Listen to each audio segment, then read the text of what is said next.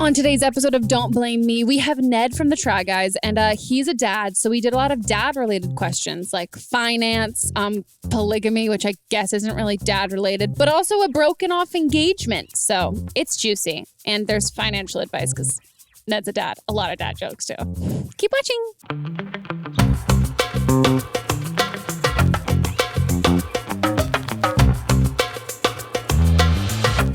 Hello, everybody, and welcome to another episode of Don't Blame Me. Today, we have an exciting guest, and if you're watching it, you can see who it is because he dressed up. It's Ned from the Try Guys. Hello. I'm so excited you're here.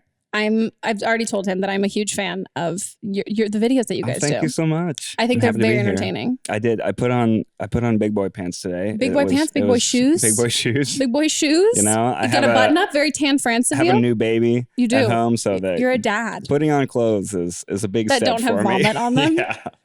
Impressive. And he's a very cute baby. You guys, I watched the whole birth, meet our baby video. So cute. Like an exceptionally cute baby. And not all babies are that cute. Oh, thank you. Which unpopular opinion, but there's some. I think a lot of people think it. They just don't say it. Yeah. Well, so we're saying it here. A lot of babies aren't cute. You got a good one. Wow. So congratulations. Thank you. It's a big honor. I'll tell him when he's He'll older. totally understand. No, tell him now. Tell him now. Yeah. He won't get too big of an ego though. That's like the thing you worry about. Infants with massive egos. And Melissa's also here. Hello. What? And guys, this is the podcast. I already said it was called Don't Blame Me, but you can hear me say it again just now. And this is an advice podcast where people call in, they leave voicemails, and then we give them advice. And if you guys want to call in for a future episode, if your life is going to shit, leave us a voicemail at 310-694-0976. And then international callers, you can email an audio file to meghanpodcast@gmail.com with your nice British accents or Australian accents. So how do you feel like you're at giving advice? Do you feel like you're good? I think I'm pretty good at giving advice. Well, you're a dad, so by the way, you have to be good now. I have to be good. The moment the baby came, I automatically got leagues better in giving advice. I think that's what it is, because just saying that you're a dad, automatically people are going to take your advice. Wow. Yeah, oh you have a lot. There's a lot of pressure. I'm putting so much pressure on you. My own shoes are really big to fill. Well, I'm excited. We've got some good calls, so guys, get ready. We're gonna rock your world. Oh no! Any from Britain? I don't know. Let's see. I'm gonna cross my fingers. You don't pre-screen them? I so you have no idea what's gonna come. No, I do. I read summaries. I don't want to get spoiled on stuff. Yeah. So she picks a bunch, and then I cut it down. Okay. So I'll pick ones that I like. So I didn't pick any ones that were like 16-year-old girls having sex because I thought you might feel weird about giving advice on that. So we didn't do those for you. I don't know how I would handle that. Exactly. So we pre-screened those so you don't have to deal with those. Hi, Megan. I am a 22-year-old senior in college. I'm actually going to be graduating this year, and I have a big problem with spending money. This is my fourth job in 4 years. I keep changing my job every summer, and this job I'm having right now, I'm sticking with it throughout my senior year because I'm going to be going to work at the mall near my school. But I have a really, really bad problem with spending money. I have a credit card and a debit card, and I basically used up all of my credit card. I maxed it out, mainly because I had to pay off some school stuff. And each time I pay it off, I don't know why I decide to just buy like pizza or some stuff with my credit card instead of using my debit card. And then I finally get a job and I have my debit card and I stopped using my credit card, and now I use up all my money on my debit card, which means I have a lot of overdraft fees. So I was just wondering if you have any ways that you could, I don't know, have some advice maybe to show me how I could stop using my money on useless things and also to save up money, because no matter how many times I say I want to save up for a car, it never works out. So, thanks, and I hope to hear from it. So. First of all, I don't think food is a useless thing to spend money on. Yeah. Like buying pizza, I mean, you have to eat. Pizza is important. But she's using her credit card instead of her debit card. Okay. Right. So she might be spending money that she doesn't besides have. just pizza. I mean, is it stupid to say that maybe you just need like maybe you keep your credit card. You don't have your credit card in your wallet. Like what, like, you know what I mean? Like if you like keep things separately, so you're not tempted to use your credit card for something that it's only like, I don't know, like, you know, like it's like for emergency, like school stuff only, and you don't bring it with you. Yeah. This is the opposite of a 16-year-old girl. Yeah, having this sex. is This is like adult perfect for finance. dad advice. Oh Yeah, my and goodness. be a dad. Bought a house. Yeah, you too. did I buy bought a house this year. which you guys are Yeah. renovating. I'm sorry, I'm just telling you things about your life because I know. So I would tell the caller that making a budget is very important. So just write out what you think that you want to try and spend money on, and then be realistic as to like how much you actually tend to spend money on. You don't like try and cut everything in half all at once. And then just, if you're having trouble spending money on your credit card, like you can just use cash. Like just only taking the amount of cash that you want to spend money on.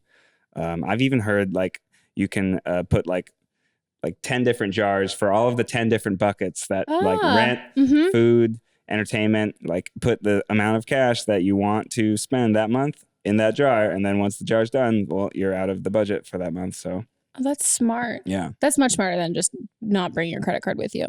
That's a good move too, though. Yeah. But yeah, so if you can physically see it too, because that's the thing, like I would say automatically, if you have on your laptop or anything where it has like the autofill or Apple Pay, get rid of that. Like, don't have that tempting thing of being like, oh, I'm shopping on Revolve and like it autofills. Like I could buy this right now. Like I don't even have to go grab my credit card and enter this stuff in. One click on Amazon makes it so easy to spend money. So bad. I know some people who like will buy so much shit when they're drunk. My friend just bought, she thought she was buying one broom and she was drunk and she bought like, I think 2,000 brooms that are this big, like tiny brooms. And she's like, what the fuck am I going to do with all of this? Don't drink and prime. Don't drink and prime. Exactly. I know somebody that bought toilet paper that had like dollar bills on it. Yeah. Just everything's just too easily accessible. So I think like going and making sure you don't do any of that stuff. And then also like if you fail once in 1 month that you are like, shit, I've spent way too much money. I think kind of the same thing along with like when people are eating healthy. It's not like, oh, I spent a little too much. Let me just say fuck it for the rest of the month. Like a little bit of debt is better than a lot of debt. And I think just kind of like cut yourself some slack and know it's a learning curve. And then I would also say just like saving money wise, figure out like the amount of money people spend eating out and on alcohol. Like I don't drink and oh my God, I save so much money not drinking. Like it's so much cheaper. So if there are things like that where you're like, well, I don't want to sacrifice my fun and all of that, we'll be like, well, how fun is it when you don't have a car? Like prioritize that kind of stuff long term.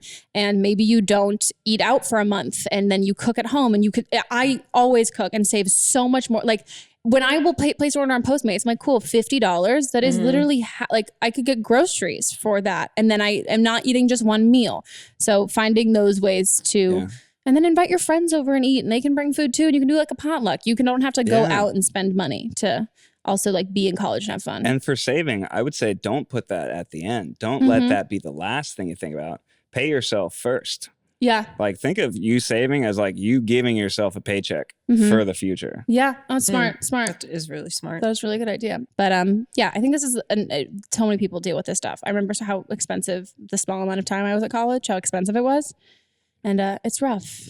Find your one vice, maybe. Maybe like I want to treat myself like I want to be able to go out to dinner like once a month. But so it's what's your vice? Mine would be workout classes. Yeah. Oh my God. That's exactly what it'd be. Really? Workout classes. That'd be that. So I think if you can find your one thing, it can't be like, like not to bring it back to diet, but it's the same thing like that. Like if you want to like get in shape, it can be like, well, you know what? I'm not going to give up French fries, but you can't be like, I'm not going to give up French fries, beer, soda, and ice cream. Like pick one thing and maybe it changes month to month. Maybe you're like, this month I want to like have one fun night out with my friends and do all of that. Or this one night I want to go out to dinner and do stuff. So treat yourself with that so it doesn't feel like you're drowning in it. And then like the next month, maybe you treat yourself to something else and then you'll appreciate it more. Yeah.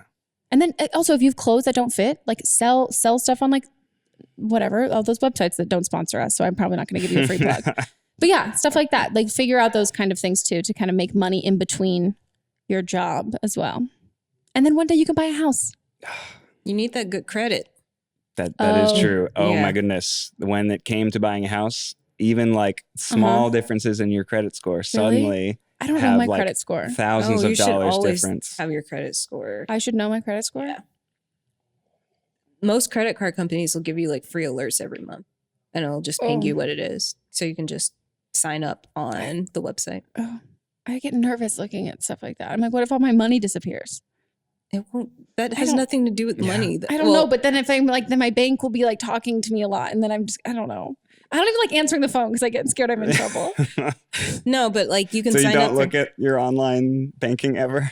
No. You just sign up for like the alerts, and they'll ping you like if something weird is happening on your account. Like for some reason, somehow my email address got on the dark web and they pinged me. Shut the fuck up. Yeah, I had to go through and change all my passwords for everything. I thought the dark web was a lie. Now I know it's not. I know someone who's personally and my email address is on it. Shut up. www.darkweb.net Melissa@darkweb/Melissa. Oh my God. You have your own landing page? That's crazy. Yeah. Wow. Yeah. That's a lot. And also if you're not good with money, which no, I'm not going to assume that you're not, even though you've kind of said that you're not great with money.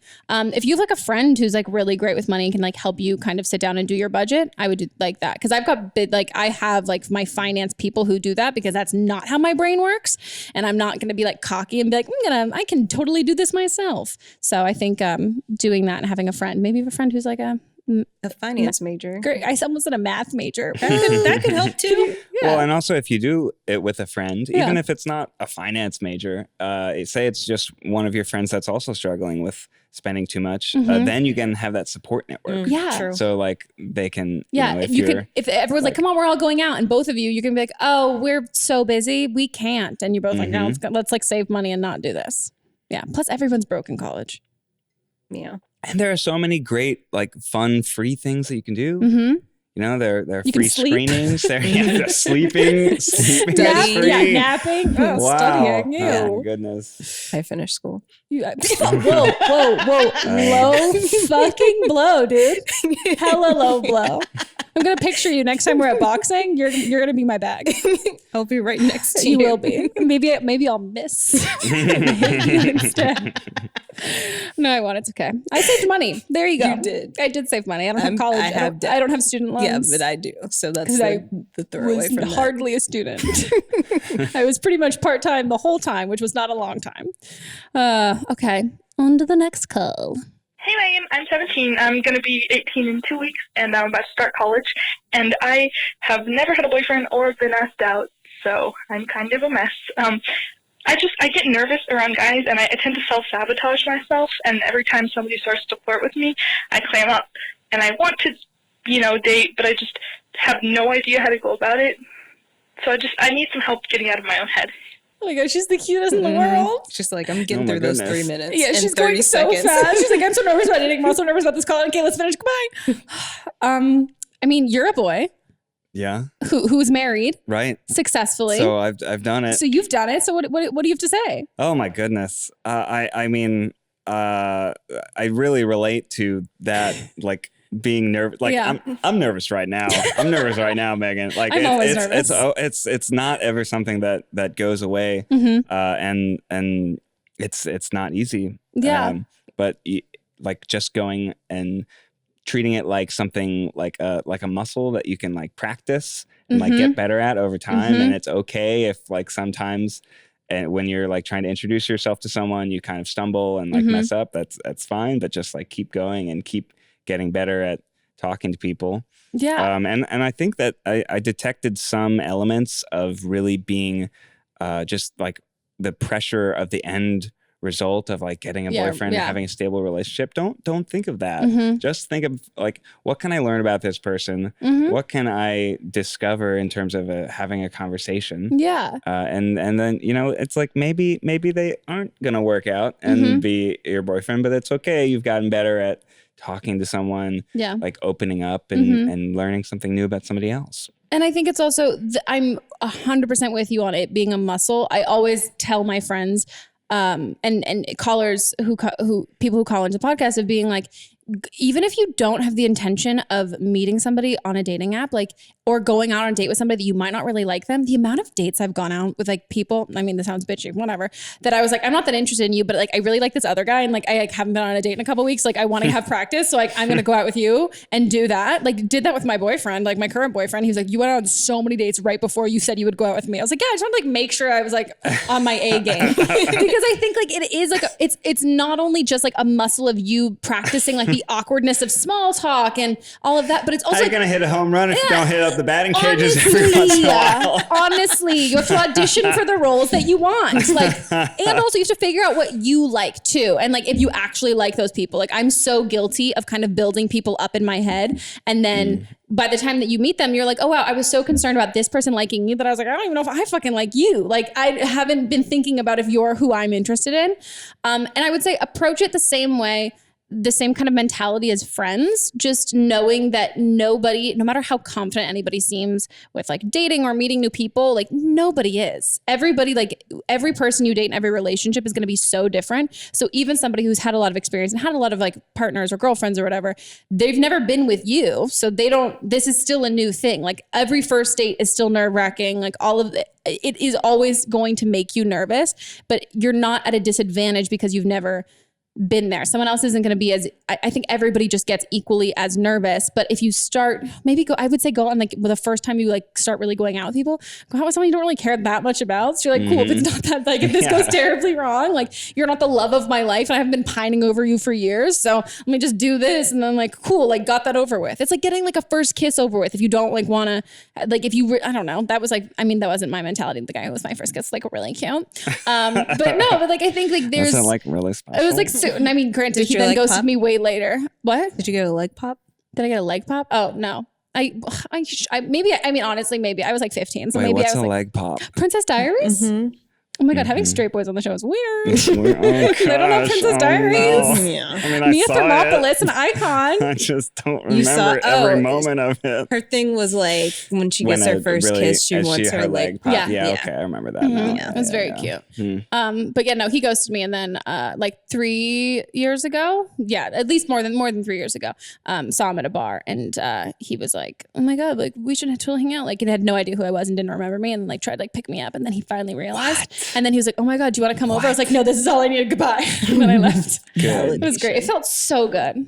If you like put someone in this kind of like, just you imagine the idea of them way more than actually talking to them. They can never live up to it. And then it's like that when you make a friend, you're like, oh, do we vibe? You're not thinking so much about the other person. And that's, I think, the biggest hurdle of dating is you focus so much on the other person and not like, oh, do we work well together? Like when you meet like a friend, if you're like, oh wow, her and I really don't vibe, we're not the same, we really don't vibe. Or like, she's like, yeah, like, no, like totally nice or whatever. Like treat it the same way. And I think you'll realize that makes you way calmer because you'll be worrying less about impressing them and just trying to get to know them too. And everybody's just as nervous. Also, especially like young, like teen boys.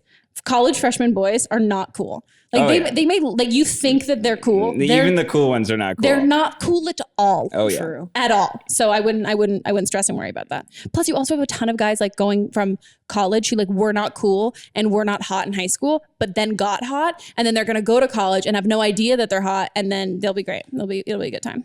My nephew was like that. Yeah. College suddenly got hot. He had a really good glow up. Oh, but wow. like everybody remembered him from like what he like was like, because he went to like the same like elementary school, middle school, high school stuff. Then he went to college. And I was like, dude, you're gonna get lots of bitches. And he's like, please stop. I'm like, no, you can get hella bitches. Got hella bitches. Wow. Really proud of him. Okay. Is it gross to be proud of my nephew? It's fine. He's 18. Yeah, I think it's okay. I think it's fine. What was the one element that he changed that was like contributing to his glow up? Nothing. It was just more like he he just grew up and matured, but he was like a smart kid and kind of a little nerdier, and he like got into sports later, but he wasn't like very like bro-y. Like he's like really sensitive and sweet, and he wasn't very like bro-y. And I think like it was just a small enough place that everybody remembered him from being like younger, and then he went to like a big school and was like, I play football. Like, yeah, you do. He's way cooler than I am. I'm not cool at all. Okay, well, best of luck at college, and also study. Do that thing because I didn't do that. Boys aren't as important as studying. That's true. 100%. I'm 22, and I just wanted some advice on my past relationship. So we dated for about 4 years, and we got engaged for 2 years, and then we're set to get married just this past weekend. And I broke it off about a month and a half ago, and it seemed like a very mutual situation. We both were like, I just want the best for you, whatever. But then he still lived with me for about 3 weeks after we broke up, and about 2 weeks into it, he kind of just stopped speaking to me and stopped even like acknowledging my presence. And I was not sure what happened in any amount of time, and I'm not really sure how to handle the situation anymore, because I'm not sure, should I reach out to him and say, hey, like, let's talk about this, or should I just move on, let go, whatever. I guess a little context on why we broke up. He was very emotionally unavailable. The sex life was freaking awful.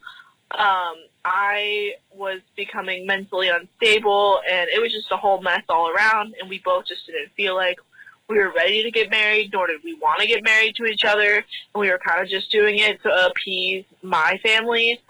So, yeah, but now I feel like he just low-key really, really, really, really hates me and is not actually wanting to be friends anymore, which he kind of hinted at wanting to be friends previously, so I'm not exactly sure. Does anybody watch Love Island? This is very Jack and Danny. Nope. Cool. No. Thanks, Nope. guys. What is that? What? Okay, so you might not like the Great British Bake Off, but you would actually. Love Island is. You will love it. Do you know why? Do you know why? Oh, forgot to take my Adderall. Can you tell? You would. It's like Are You the One, but British meets Jersey Shore. Okay. You would love it. It's great. And everyone's hot. No. I mean, it depends on the season. Okay. This season, hella hot people. But in this past season, Danny is the girl and Jack is the guy. And they were, I'm not going to get into like the technicalities of the show, because if everyone should fucking watch it. It's fantastic. It's also on every single night. There are like 60 episodes a season. You need subtitles though, because they have really thick accents. Or you're just smarter than me. So Danny and Jack were like together in a couple. So they're like paired in a couple. Then she decides that she's like, you know what? I just really like just see him as just a friend. And she's like really working herself about, like super nervous to tell him this because she feels so bad. And it's like, I really like him as a person. I think like I obviously am attracted to him and I think he's awesome, but I just am not, I just don't think that it's it for me. And she felt super bad. And so she told him, and he was like, oh my gosh, thank you so much for saying that. That's exactly how I felt. I didn't know how to say that. And he's like, oh my gosh. And she's like, really? And he was like, yes, 100%. Like, we're on the same page. And they're high-fiving. And she's like, oh my God, like, you're like my brother. Like, I think you're just the greatest. He's like, oh my God, 100%. This entire time I've been like feeling guilty because I just see you as a friend. We cut to his confessional and he's like, I like her so much, but I just don't want her to feel bad. And I don't want her, and I care about her so much. And I knew that would eat her up if I told her I really cared about her. So I just want to tell her what's going to make her feel better. And I mean, I'll ignore the rest because then the rest of the stuff isn't relevant to you. But that stuff, I wonder how much, as mutual as it might have seemed, if he knows that you were really unhappy, and if she's saying, the caller's saying that a lot of it had to do with the fact that he was like emotionally unavailable, and that it was like really taking a toll on her mental health. And so if he really cares about you and loves you, which I'm sure he does, and he can see that, and he knows he's not the right guy for you, and clearly because like you are, it's just like he's not able to be the kind of guy he wants to be for you. It might have been kind of an amicable breakup that was just kind of him saving face, and that he's really hurt by it. I don't know if it means that he like hates your guts, but I think it's pretty reasonable to not want to be friends with your like ex-fiance. I don't know. I've never been engaged, but like, I don't want to hit up my ex-boyfriends. Yeah. I mean, 6 weeks before the wedding, that's pretty soon, but it didn't sound particularly amicable to me. Really? Yeah. It seemed like he was very emotionally closed off, and then she broke up with him. And then what happened? He got even more reserved and even more closed off. So he's continuing the pattern of behavior he was having in the relationship, and then just heightening it even more. So it's like he's kind of retreating into, his shell. He's probably, not able to like unable to like call it quits because you're living together, and that's a hard thing to do. But it sounds like it's I think the idea that she thinks that he implied that maybe he wanted to be friends and stuff. I really think he was probably just saying that. And like, he doesn't really feel that, because it's totally valid that he wouldn't feel that. And not to like play devil's advocate or whatever, but you being so chill and being like, we can be friends and all that stuff, that probably really hurts him. That he might have just tried to make it as easy and has been like, oh, we agree. Like, yes, your mom, like we were getting married because there's like pressure from your family and all that stuff. I'm sure there was a part of him that maybe he can like rationally say like, yeah, those are contributing factors. But I think his emotions, I think you can be rightfully hurt in that and not expect. I mean, I wouldn't reach out, because that's what she asked, if she should reach out to him or if she should just kind of cut her losses. Are they still living together? I think they was just for the first 3 weeks, it just right? seems like they were. Oh, they were. They're not anymore. Yeah. Well, then I wouldn't reach out. Well, I think it also it hinders his moving on process if you reach out to him, because even if that doesn't affect you and do anything, like oh my God, the amount of times that I've been like, get ghosted by a guy or like get dumped or whatever. And I'm like, oh my God, I'm doing so great. I'm moving on. Like, go me. It took me so long to get here. And then you get a text message being like, hey, and you're like, why, you fucker? Like, I was doing just fine.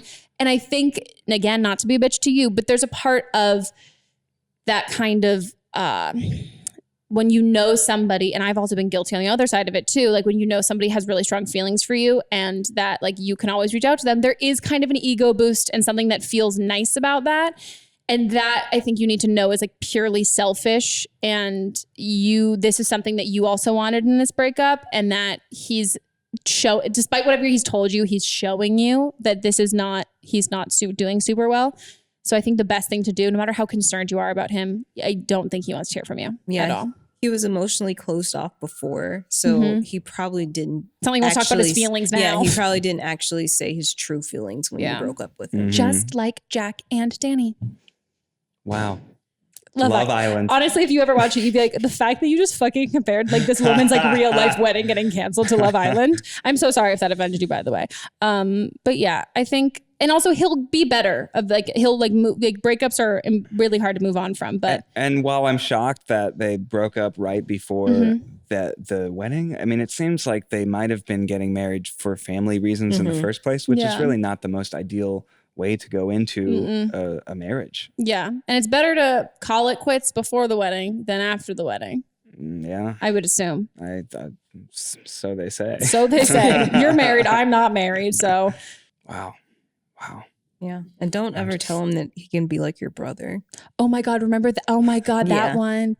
Yeah. This guy broke up with this girl and he told her that she was the almost, right? It was the same one. So he told her, he was like, he broke up with her and he's like, I always like thought that you might be the one, but like, you're just like, you're almost the one, but you're not the one. And they've been together forever. And she was like, what? And he's like, yeah, you're almost it. Oh, no. And then after they broke up, he was like, I just really like you. And like, you can like be like my sister and like all man. God. She was like, it's fucking disgusting. I was like, yeah, it's nasty.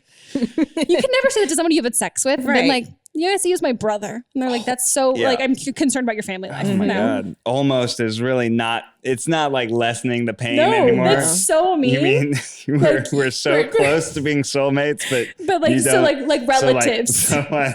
So family. We were so close to being married as family, but now you just want to be I'm going to give you a bronze medal.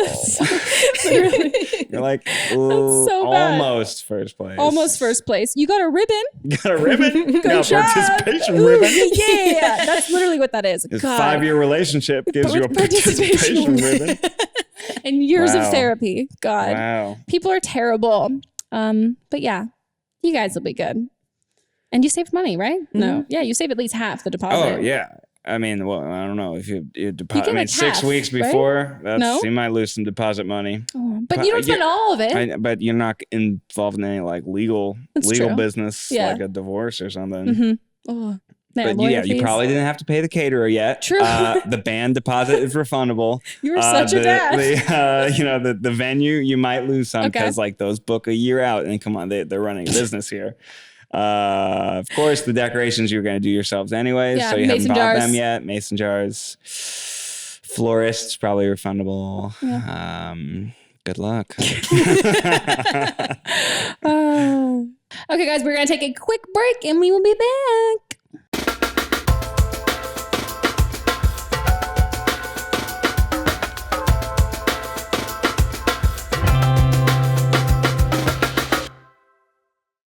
Okay, guys, this podcast is brought to you by me jacking off my own dick. Ooh, I should have said sucking because now that's the jacking noise. Oh. Fat. Oh. Oh, if there's only video here, you guys could see what we're doing. But let's just pretend we're just like whipping random like flaccid dicks against the mics. We have a lot of fun. We do. We just have like loose dicks hanging around out here. Okay, guys. So I'm going to take this time to promote ourselves. You guys have been so great leaving wonderful reviews on iTunes. If you haven't done that yet, what are you doing? All the fucking cool kids are doing it. They're saying nice things. They're being nice with their nice words and phrases. And a lot of them are also being punny and funny and cool. So hop on board. Be like the cool kids. Leave us a nice review on iTunes. And if you haven't checked out our new website, actually, no, not new website. Revamped. Improved. It was, I went into a hole of redoing this website. It was me just putting off every other responsibility that I had. But go to don'tblameme.show, and there, not only can you like figure out where to listen to us, you can get all the links to all of that. You could also see some wonderful bios on me and Melissa, and some pictures of us being cool. You can also see we've got a little section with featured. Ooh, gonna burp. There, she did it. Featured episodes with some of like my personal favorite ones that are super funny and great. Direct links. So now you never have to question which episode is the one where the girl fucked 3 brothers. Yeah, it's right there. It tells you which episode. You can also see the videos there, all of that stuff. And you can figure out the phone number, where to email us. But most importantly, it also links to our new Instagram page. We're hip. We're cool. We're on the Instagram. The gram. We're on the gram. We did it for the gram. We really did. Follow Don't Blame Me Pod. It also kind of looks like Don't Blame Meme Pod. I can't look at it any other way than Don't Blame Meme Pod. But follow us on Don't Blame Me Pod. Meme Pod. And we're going to be posting when new episodes are out, new videos are out, so you guys will know there too. And also we're going to be posting more behind the scenes stuff. So you'll see like what guests are here, or, like that we're recording episodes with. You'll see some great just BTS of Melissa and I just taking pictures. We'll just take pictures of each other at the exact same time and post those. It's going to be so good. It's going to be great. And it still has a pretty cute theme. I do have to say it's on myself because I'm anal and can't not do that no matter what it is. So guys, yeah. That's all I have nothing else to give. No more jizz to give of my own. Just dry. She's done. She finished. Okay, guys, back to the episode. Let's hop on into the rest of the calls.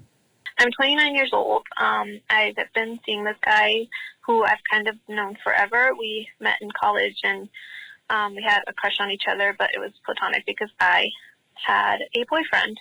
So fast forward to a few months ago, we had both just gotten out of long-term relationships, and he DM'd me, and we started texting, and we've seen each other a few times since then, which has been like 4 months.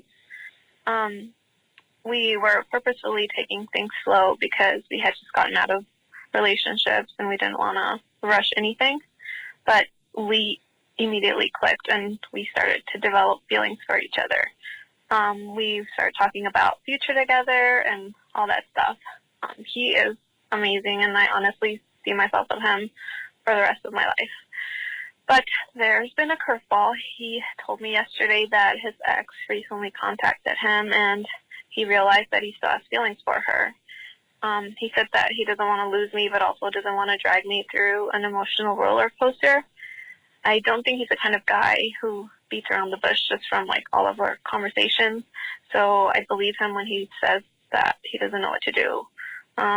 He said his logic tells him not to go back to his ex, but he does have those feelings for her. We live a couple hours away from each other, and he said his ex lives even further. So that's also something.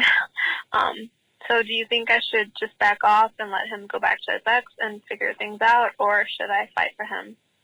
I'm kind of leaning towards fighting because I just feel in my heart that that's what I should do, but I don't know if that's unrealistic.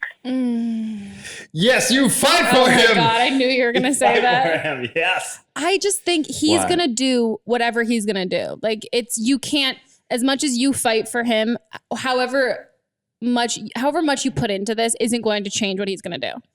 Do you know what I mean? Yes, but if you back off completely and you just like assume, he's going to go to his ex, then what if you haven't learned anything? But I think if you tell him, if you're like, I thank you so much for being so upfront and honest with me. I really appreciate it. Like, that I think you're a really great guy, and I obviously have these romantic feelings for you. I don't want to be either the reason you don't go to her and you regret it, and I don't want to stand in the way of whatever you want to do. Just know that I'm interested in you, but I'm going to support you. And I think you're a great guy, whatever decision you make. And I think by being, I know I hate being the cool girl, but being that person who says it, and you're giving him the opportunity and the chance to then decide, because you're not giving him an ultimatum and all of this other stuff. Because even if, let's say, if he ultimately wants to be with you, he's going to want to be with you so much more if he's the one who comes to that decision and doesn't feel obligated by what you say to him, or sees how much effort you've been putting in, where he's like, fuck, I have to stick in this. He's going to be so much more into it and invested in it if he's thought through everything and made that decision. Yeah, that's absolutely right. He has to be the one to decide. It sounds like he's a little conflicted, and of course, why wouldn't he? These are long-term relationships. I wonder why him and his ex broke up. Well, I don't know. I wonder why she and her ex broke up. I mean, that's a long-term relationship breaking up. Of course, you're going to have very complicated feelings, but the fact that he's telling it to her straight up, that's a level of closeness and intimacy that they already have. He's not sneaking around kind of being which he can't. He could have totally done that. So that for me is a sign that the new relationship that they have is potentially very strong. Yeah. And so I wouldn't encourage her to kind of fade away. I think what you said was a very mature way of saying it, where it's hey, you have to decide, between us, and I'm not going to stand in the way if you decide that I want to give it a chance with my ex. But, what he can't do is let him kind of do both. I don't know, do both at the same time. Yeah. Here's something that we didn't touch on that message. Yes. The ex lives farther away. Who wants a commute for your relationship? I mean, logistically, I don't want to get your hopes up by saying any of this, but I'll say this, so that was my real advice. And this is kind of my fluffy advice that I'd say to my friend if she was really down. They already broke up once. They're going to break up again. Exactly. And she lives farther away. I guarantee you that if you can do that response, that very mature response I gave, she's probably not going to give that kind of response, because if they broke up once before, she's probably, and rightfully so, going to kind of want him to still be invested in and a little more serious about her. And if she finds out that he's dating some other girl, just the relationship calibers are just different. So I don't suspect that she will give a similar answer. And also, you don't even know if she's actually wanting to get back together with him, or if he's kind of interpreting whatever his ex is doing as wanting that. Right. It could be what you were saying earlier, where the ex reaches out just to make to check herself in. feel and good. He's I think she wants to get back together. And meanwhile, she's oh, whoa, so not what I meant. Back away slowly. So he could also, it could be wishful thinking on his end. But I think it's also just, if you haven't talked about it in person, you can also probably gauge from how he's talking about it, if he's just not ready to date at all yet. Yeah. I mean, whatever it is, it's going to take time. Yeah, because I mean, even if they don't end up together, even if he picks you or whatever, he might be dating you and realize I'm not ready to date yet. And I think if he's feeling so confused by these feelings from this ex, it also might mean that despite the fact that you guys have tried really hard to take it slow, that he's just too caught up in something from the past to actually give you guys the right amount of attention he should, but doesn't mean that it won't happen in the future. Yeah, I mean, they've known each other for a decade. Yeah, and so you guys, that's the cool part about that story. That's really cute. That's super cute. It's like a movie. It is like a movie, but I definitely had someone that I thought was like that I was like, we were like, oh my God, crush forever. Like, will they, won't they? Like always had a boyfriend, girlfriend at different times or whatever. And then we went on one date and I was like, holy shit, I fucking don't like you at all. And he was like, I'm so glad we can finally date. I was like, oh no. So I'm glad it was the opposite for you guys. And yeah, give it some time. Cause she also got out of a really long-term relationship too. Yeah. Mm-hmm. And talk to your guys' friends about it too. Mm-hmm. Also, his friends are probably going to be on her side because they're going to be like, don't get back with your ex. That's such a bad idea. Date cool Becky over here. Cool Becky's Becky. fucking sick. Becky's cool. Becky's fucking cool, dude. You remember Becky? Dude, she shotguns beers. And I just like, you know what I mean? Becky's fucking cool. So just know, Becky, you shotgun beers. That actually doesn't make you. I've never shotgun beer. You haven't? No, I can't. I'm allergic to gluten. You seem so cool though. I'm not cool. Cool Meghan. I'm not. Megan's Cool not Meghan. cool. Old Cool Meghan used to be Meghan. cool. Oh. No, I think Megan's not cool. No, I you think- have a I think I'm belly cooler button now. piercing. You have a Wakanda I guess tattoo. old Megan, 19-year-old Yeah, Megan. so you're saying okay? Yeah, well, she But that she was died like in Riverside. party girl Megan. This is now like legit cool. Legit. Ooh, oh my God. I like that one better. I'm legit cool Megan. Otherwise, honestly, Megan before was like a lukewarm mess. Like a microwaved mess. She hadn't got to hot. No, not at all. She was not a hot mess. It was pre-nose job. Like she was like not a hot mess. She was a cold, lukewarm mess. cold. Oh, It lukewarm. was yeah. Mm. Like sometimes it was Just a little, like food poisoning. yeah, like it was like it's just like been, it just was out on a counter. yeah, for a like you while. never took like you went to the grocery store, you left it there, Riverside heat, no AC, Wow. like just a little over room temp. I've never been cool. You've never It been would cool. surprise you to see it. I mean, now but- that you're a dad, you can't be. You could be Exactly. a cool dad. See- Cool dad. But you See, can't now that ever I'm be a cool dad, now, that though. I'm a dad, I'm like, this is what I've been waiting for all along. I've just like been like not cool You've been preparing. waiting to be a dad. Now I'm like, this is right. This is like how you're supposed to be. It's gonna be me when I'm 40 in like my Diane Keaton, like Nancy Myers movie kitchen. I'm gonna be like, this is it. This is what I've been waiting finally for. here. I feel like my I've right arrived. age. I've arrived. Hello. That's gonna be me. Yeah. Yeah. But now you can be a cool dad, but you can never be cool. No, but that's okay. It is 'Cause okay. It wouldn't Being have cool is- happened anyways, right? Yeah. So then I want you're to just say trying being to cool is force it. overrated, but like I wouldn't know because I never been cool. I had transition lenses, so therefore that kicks me out of the cool club forever. I want to apologize to the person in the comments that says she always feels like she's being personally attacked whenever Megan brings up her transition lenses. Dude, okay, you got to get rid of your transition lenses. Like, I'm telling you, you have to. Like, the correlation between, like, There's the flip sunglasses. whoa, no, they're not that Okay. They're the ones that do Dwayne. that on their own. Like, they're like, so granted, also, I will say, Oh. technology's probably Oh. stepped up. What's wrong with those? Well, when I had Says them, they the never. uncool guy. Yeah, says the dad. Those does seem functional and fashionable. You like Tevas? I bet you fucking like Tevas too. I'm just saying they don't slip off your feet. But like, no, transition lenses, mine never got fully light and they never got fully dark. And I also got mine tinted instead of black, which by the way, never got black. They got gray. I got dark pink. It sounds like you just got the wrong transition I lenses. did. So I mean, now this girl who has them in the comments, who I've also seen that, you probably have higher technology transition lenses. Next call. Sorry for that segue. I enjoyed it.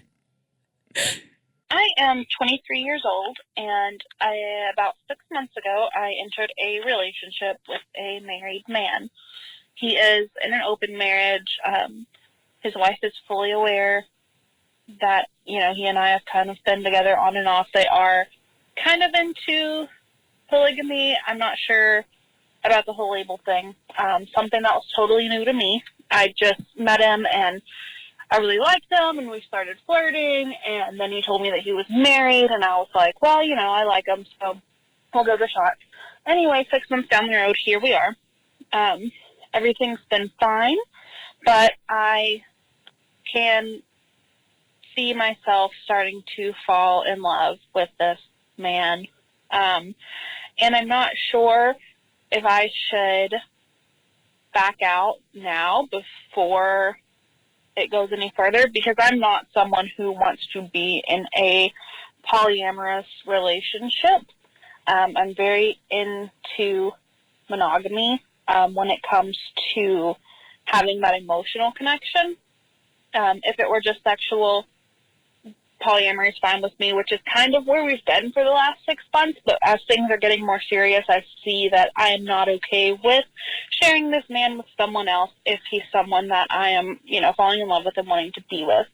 So my question is, should I stop things before it gets to that point? Should I sit down and have this conversation with him? I don't know. I can't, it's not like I can ask him to leave his wife. And I mean, I don't know where to go from here. So a fresh set of eyes on the situation would be much appreciated. Thank you. Oof. It's a lot. It's a lot to unpack. I would.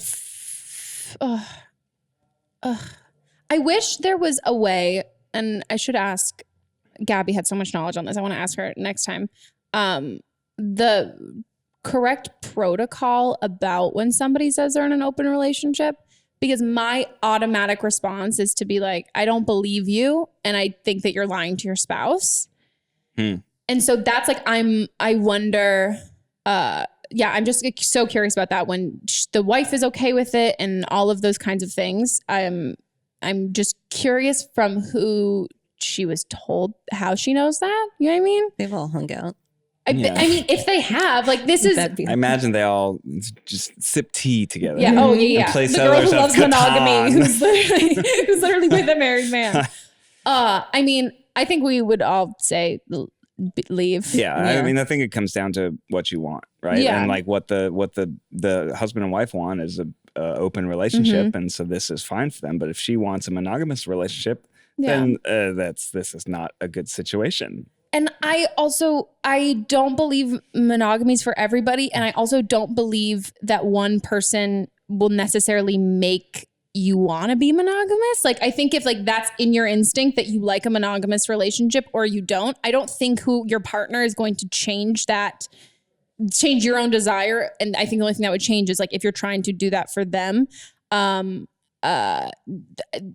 the phrase of when people cheat or whatever, which this doesn't sound like cheating because it sounds like his wife knows too, but it's like how you get him is how you lose him. You got him as being part of an open relationship, and that's not something that's going to probably change that he wants. So even if you told him like I don't want you to be with anybody else, even for the time being, if he was like, yeah, I'll leave my wife, I'll be with you, I'm gonna assume that he's also gonna then a couple of months, a year down the road be like, so I want to start seeing other people, but I still really have feelings for you. So I just don't think, I think you entered into something knowing what it was, and there's not really a way to change it. Yeah, it sucks. I mean, it seems like everything was going great for her. Yeah. But then there's deeper feelings involved, and they're just not compatible. And I think it's okay to think, like, go into something and like think, I can totally handle this. Like, yeah, this is cool. This is like purely just sexual. Like, there's no romance here. Totally. And then be like, oh wow, I'm in over my head. Actually, I can't do this. Like, there's no shame in that. Like, you can tell him, hey, I thought I could do this, and as time has gone on, I've really grown to have feelings for you. And then I think what you really have to do is just cut him off and not give him the opportunity to like be the guy that you want him to be, because it's going to, whether it doesn't disappoint you now, I think it'll disappoint you later. And just like tell him and be like, I really thought I could handle this. I thought that this could be purely just physical, but I've developed feelings for you, and monogamy is something that I really want with a partner, and I'm no longer okay with this. And I know that you're married, and I understand that, and I respect that. So I don't want you to leave your wife. I don't want you to change or do anything. I just like had to say my piece, and like, it's been great. Deuces. See ya. Never. Bye. Like that kind of a thing. Yeah. Do it like that too, with the peace sign. Deuces. See you later. Never. Bye. Yeah. I recommend checking out the episode with Gabby Dunn, because she does go very much into detail, saying that you can't enter a polyamorous relationship and expect the people that are already polyamorous to change. You have to be open to it too. And it's okay if you're not. And it's okay if you thought that you were and you like got in over your head. And he shouldn't make you feel guilty or try and like find a way to compromise to make you stay. because monogamy is just it's a massive thing. It's like not deciding if you whether want to have kids or not. You're not going to be with somebody and be like, well, I'll just like hopefully just get them pregnant, like, and then they have to have a kid. Like it's not. It's something that you would want someone to respect how he approaches a relationship, and respect how you want it to, and know that just because he's great and awesome, there's going to be a guy who's even better and more awesome and all that stuff who wants to be monogamous. Right. Yeah. You're sleeping on your I don't like the word soulmate, but yeah, you're like sleeping on that. I mean, not. They're out there. Yeah. And it's unfair to ask that person to change. Yeah. If it just to fit what you want, because it's not going to happen. Yeah. And it's just, you have to respect their choices as well. Yeah. Yeah. Sticky situation though. Yeah, wow. Really threw me for not one loop, but two loops. Straight up. I thought it was a cheating situation, and then it was a poly situation. We've had a lot of callers who've like gone with married men. And not that I'm saying like, wow, that's like really cool. It's just one of those things that I just want to be friends with them just so I can hear all about their lives. Going on to the next. We're on to Producer's Corner. Producer's Corner. AA. Everybody's favorite section where Melissa tells us either your favorite call, either a callback, so somebody's called to update us on their life, or somebody who either has some new fresh insight or hated the advice that I gave, thought I was stupid, or had some personal like experience with something we talked about. So either they correct us or they tell us we did great. I like when they tell us that we did great. Or they're like, Meghan, you did amazing. You should get a transition lenses commenter to call. Oh God, she's gonna chew me out. She's like, stop talking shit on I want to see hers. That's what I want. I want to see hers. We'll do a side by side with mine and hers, because like mine were like the 2004 ones. Yeah. Okay. So this is a caller calling in with more insight on another call.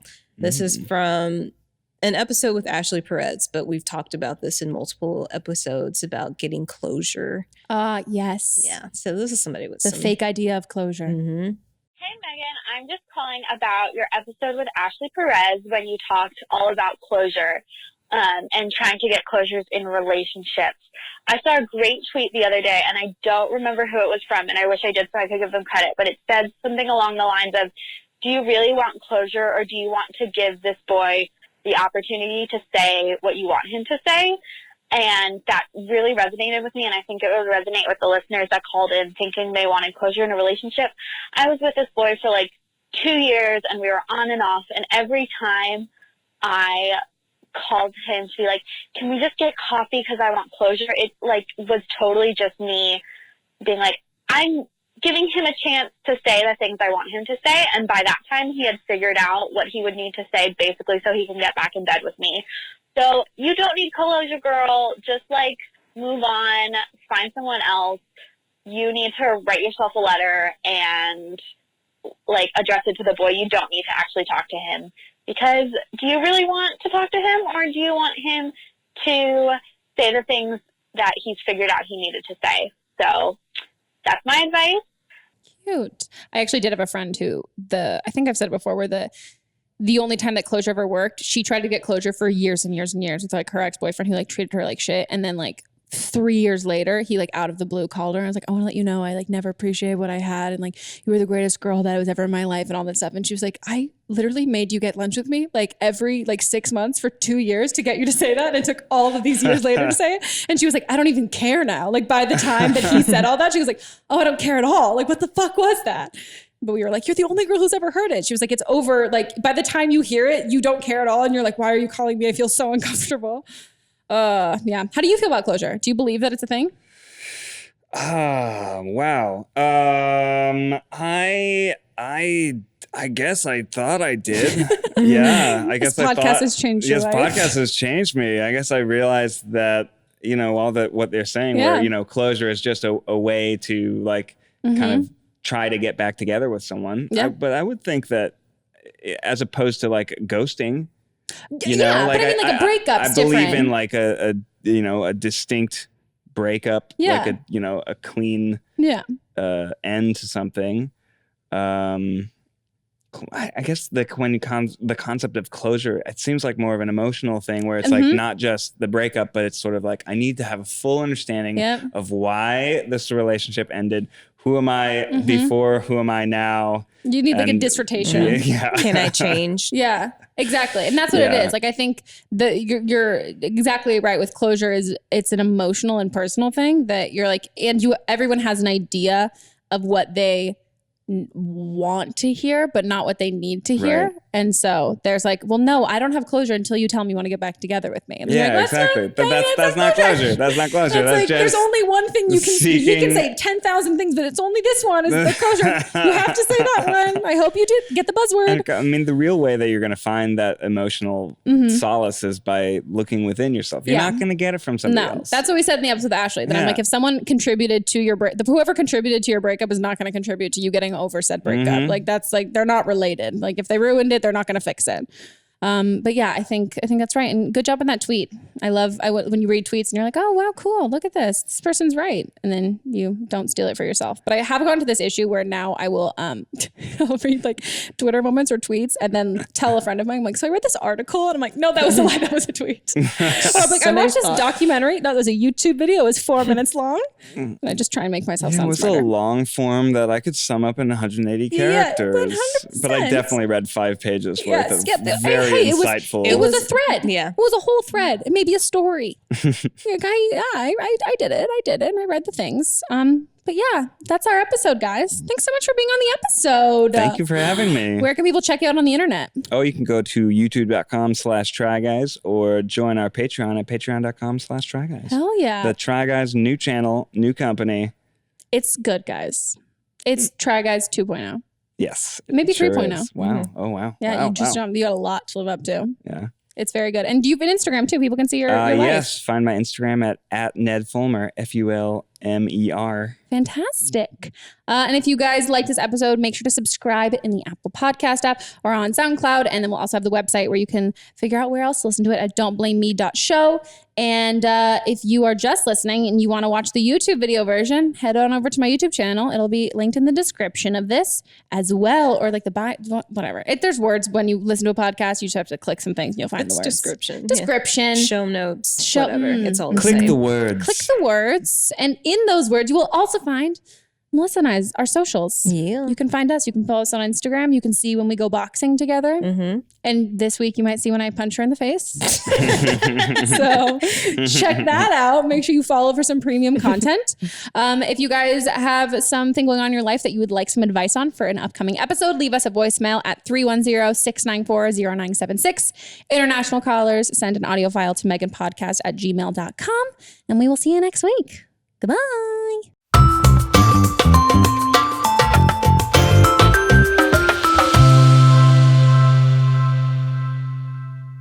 Don't Blame Me is a production by me, produced, directed, and edited by Melissa DeMont. Post-production sound by Chris Henry, production assistant Julie Carley, and music by Giacomo Picasso and Ryan Hunter. I'll see you guys next week, and don't blame me if your life, completely fucks up before then. Oh.